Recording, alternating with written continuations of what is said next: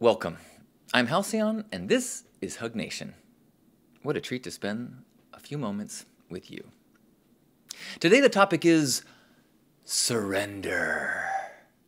And in many ways, the topic is always surrender.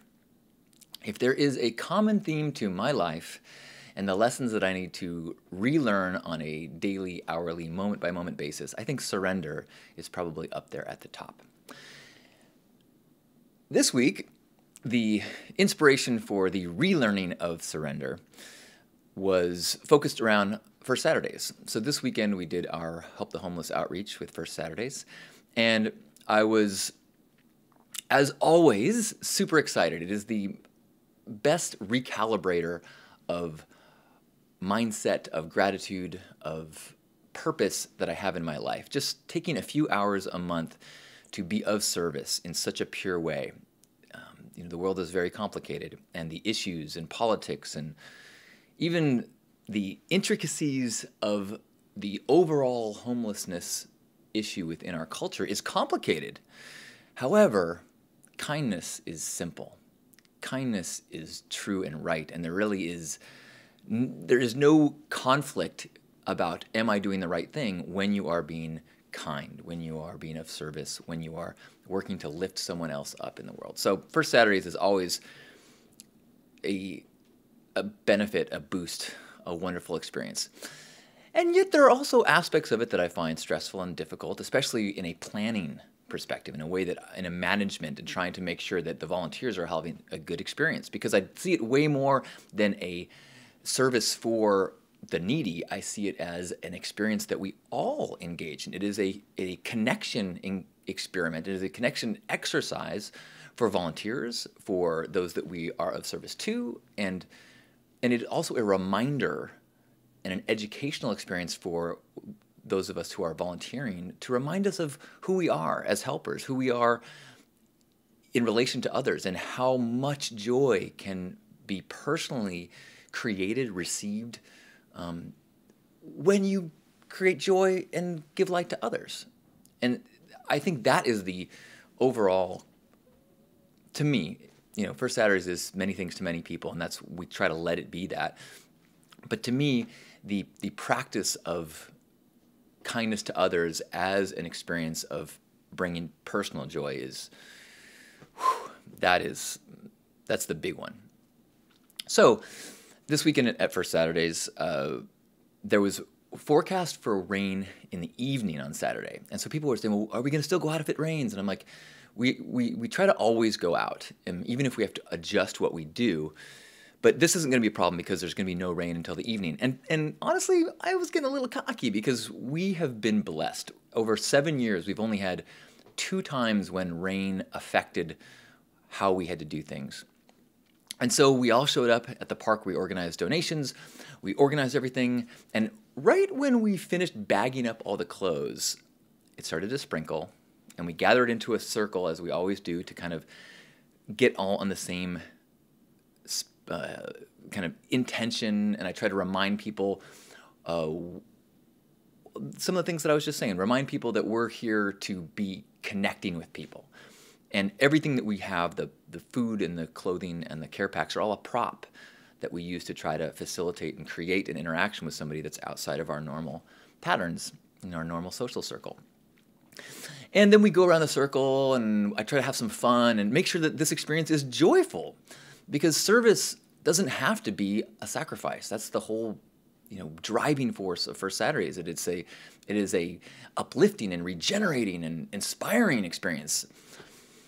Even though it could have elements of it that traditionally, in terms of like interacting with someone who is in a dark place, could be pulling you down, but we try to make sure that it's a place that brings you up. Anyway, so we get in our circle, and it starts to drizzle, and then it starts to pour. And so I'm looking around the circle of people, and there's all these volunteers with just like water dripping off their nose, and I just suddenly became really distracted and really overwhelmed. And I really started to feel badly. Because here's all these people that had showed up to be good and do good. And partially be, expecting a positive, uplifting experience, and now they're getting soaked and they're getting cold, and so much of our traditional plan, I had to kind of be like, well, we might have to adjust that. We might not be able to do that. We're gonna have to make a judgment call. We may have to, I even use the term, we're gonna have to call an audible, which actually I started saying that and then I couldn't remember what you call it. I think it's a sports term that means after you hike the ball, you change or you decide in the moment what you're gonna do. And that's what we had to do in the rain. And so I was all like, we didn't do some things in the circle. We didn't go around the circle and say our names. I didn't say as many jokes as I normally do. I was trying to rush through it to get people out of the rain. And I was just feeling like, this isn't going like I wanted it to. And then we get to the park, and now it's still raining, and so I make the judgment call. We're not going to put out clothes. We're only going to give away care packs and food. And I didn't feel good about it because for a number of reasons,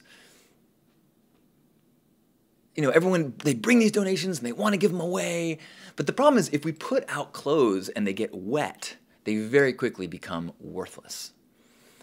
Nobody who's on the street wants a wet jacket. And if we have tons of wet clothes, nobody wants them, then we have to bag them back up. Now we've got bags and bags and bags of wet clothes. And we actually had an experience a couple years ago where we didn't deal with the wet clothes quick enough and they molded and we had to throw away just all this good stuff. And so this wasn't going the way I wanted it to, and then I had to make another judgment call, and it was even worse than I wanted it to be, and I just was like, and I was feeling badly because the way I didn't give the volunteers what I wanted to, and then I felt badly that we didn't give the homeless what I wanted them to, and then a kid showed up who he did a flyer. He'd been doing a clothing drive at his school, and he showed up a little bit late, and he was trotting over to our area with all of these bags, and I was like, I'm sorry, we're not going to give away clothes this month. And his first look on his face was like, and I was like, but this way, when we give them out next month, it'll be so much more valuable, people. And his dad runs up and he goes, hey, now we can even get more clothes. And he kind of turned it around and he was excited. But I was just like, man, it's not going the way I want. It's not going the way I want. And then I went out to kind of, in this really defeated, deflated way, to go kind of apologize to all the homeless that had lined up for stuff. And I'm like, you know what? As I'm about to start apologizing, 3 people are like, I can't believe you're here. I was telling them, I'm like, there's no way they're going to come. It's raining. There's no way. I can't. Oh, man, it's so great that you guys came out. Oh, wow, you guys have such big hearts. Man, thank you so much for coming out. And I was like,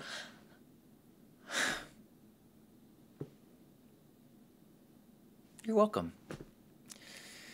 And here I was, all caught up in my story of the way it was supposed to be, so attached to the way that I thought it should be, that I could only see criticisms with the way it was. I could only see problems with the way it was. And yet, the minute I let it happen, everything was fine. True, it wasn't the way we planned it. But everyone that was there was not just happy to get what we did have to give, but touched that we had come out in the rain even though we didn't have to. So this thing that I thought was a sacrifice or a compromise ended up being an inflated act of service to a number of the people that were there. And, I kind of realized everyone is there not because they're attached to the way we do it. They're out there just to help and be kind and be nice. And if I make the judgment call that we're not going to give away clothes, nobody was like, oh, man. Everyone was like, okay, you're in charge. Make that call. And it was, it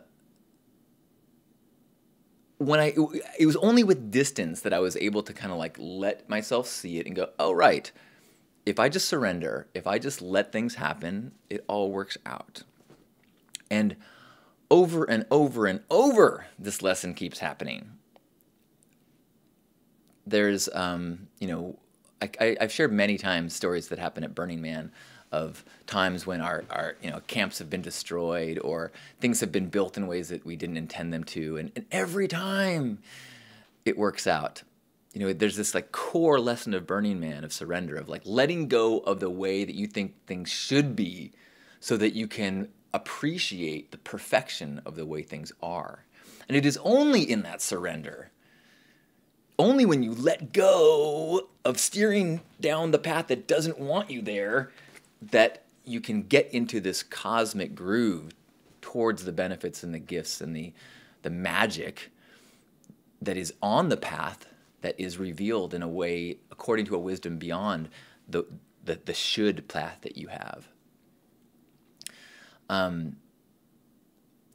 The Byron Katie's book, Loving What Is kind of the advanced, profound practice of letting go of your thoughts and doing inquiry on the thoughts of the way you think things should be, so that you can celebrate and embrace the incredible gifts of what is. And that can be really upsetting to people, especially if what is contained in a story that we have, rich judgments around. But unless we do inquiry on those thoughts, we doom ourselves to suffering. Byron Katie likes to say that, if you argue with reality, you'll lose, but only 100% of the time. We had a Pink Heart meeting this weekend, and Pink Heart, my Burning Man camp, and Burning Man conversations. After the meeting, we have a brunch, and then during brunch, we talk about things that we're building for this year and reminiscing about stories of last year. And sometimes people will come in from out of town, and we learn what they're doing.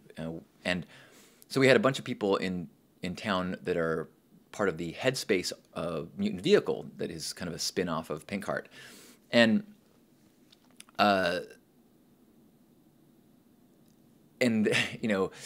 Headspace, like many mutant vehicles, has had all sorts of challenges, deep challenges, profound challenges, expensive challenges, and every time they have to kind of go through that process of letting go of the way that they wanted it to be and surrendering the plan that they had and surrendering to the way it is and making a new plan or finding new resources or letting go of a vision of the way it was supposed to be. And I told Mark, the captain of Headspace, I was like, just so that you can get a perspective outside your own. Last year, the Headspace vehicle had some issue with its radiator or I don't know much about cars, but it broke down, or it was stuck right in front of Pink Heart across the Esplanade in the open playa, and it was there for a number of days. And I told him, I'm like, I'm guessing that your story about that was a travesty, and this was not the way it was supposed to be, and you were like wishing it was so much different than the way it was. But for me, I've never been so excited about something that was stuck. Every day, every night, there was a dance party right in front of Pink Heart, and it was an experience like I've never had before. And I had joyful dancing adventures without some of the difficulties I have in heading out into the open playa, and none of these magical experiences that I had could have happened unless things didn't go the way they were supposed to go. And so I was like, just as another perspective, this surrender can lead to the greatest gifts when you can let go of that strict definition of the way it's supposed to be. And as we were hanging out at this brunch, just story after story after story that people were sharing about these horrific storms at different festivals, whether it was Leyenda or Lucidity or Boogaloo, and all of these experiences that were wrecked, quote unquote, by nature, but ended up creating an adverse landscape that provided an adventure that no one would have chosen, but once it was happening, it was a gift and it was a treasure.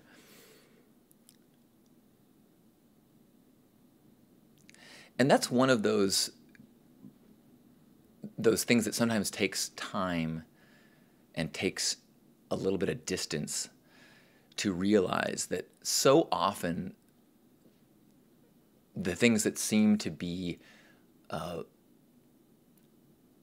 challenging, frustrating, difficult, the missteps of your plan that you would never choose. But with distance, you can go, oh my gosh, that was exactly what I needed. I would never take on a challenge like that. I would never intentionally endure a hardship like that. But it was that hardship that knocked loose maybe a pattern or a belief or a relationship or a job that was holding me back.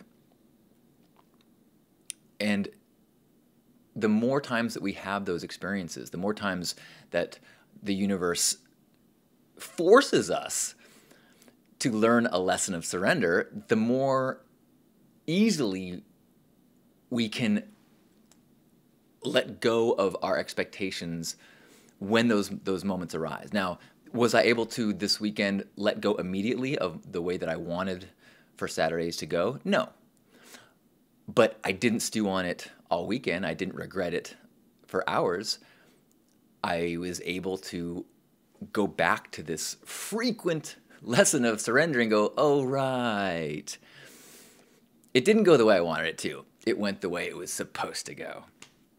And then able to see the gifts that I wasn't looking for, the gifts that I wasn't planning for, that I wasn't trying to make happen, but that did happen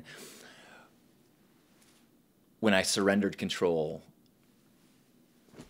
to a force that is bigger than me. And that's the whole, the underlying theme of float more, steer less, is that if you are too attached to the way that you're trying to steer your path, you can end up fighting the tide. You can end up, trying to smash through walls. You can end up going and working against the flow, against the kind of innate gifts that are being brought to you by the cosmic stream, because you are so attached to the way you think it's supposed to go that anything outside of that seems wrong. But again, more and more and more, the more times that you get that smacked in the face with the lesson of surrender, the easier it is to let go of the steering wheel until the wind catches your sails and then go, okay, I'm going to go with this. So steering less doesn't mean doing nothing. Floating more doesn't mean doing nothing. It means being less attached to your rigid definition of should and being more willing to work with the wind, more willing to work with the flow, more willing to acknowledge that there may be a wisdom at work beyond the decisions of your conscious mind, which is so influenced by your scripts and your socialization and your previous experiences that, quite frankly, are massively limited from a cosmic perspective. So, surrender, surrender. May you surrender. And from that perspective, when you get bad news, when your plans don't work out, when you get rained out, may you embrace that and may you find the ability to quickly let go of your expectations so that the unnecessary suffering is dissipated quickly as you surrender to what is. Yay for what is! Yay for being here right now. Thank you for letting me surrender to this rambling moment. It is a gift to share this moment with you. I love you.